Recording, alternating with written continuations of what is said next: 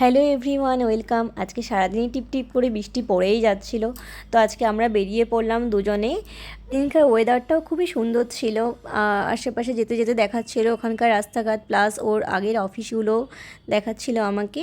তো দুজনে মিলে অনেক গল্প করতে করতে আমরা চলে আসলাম আমাদের গন্তব্যস্থলে। আমরা এসেছি এখানে একটা authentic Bengali kitchen, Kolkata food plaza.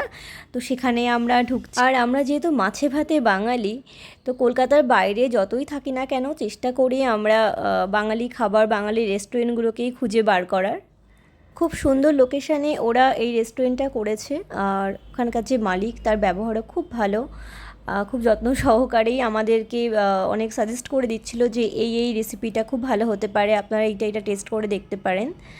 আর আমরা কথা বলতে বলতেই আমাদের আইটেমগুলো সাজেস্টও করে ফেললাম, আর ওরা খাবার নিয়েও চলে আসলো।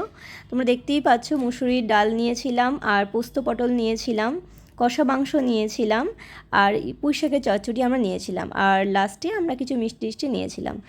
তো আর কি আমার কর্তামশাই আমাকে সার্ভ করতে শুরু করে দিয়েছে। মানে খুব ভালো কলকাতার বাঙালির ছাতু আর কিছু চিপস টিপস নিয়েছিলাম ওখান থেকে কিনে। তারপরে আমরা বেরিয়েও পড়লাম খাওয়া দাওয়া শেষে।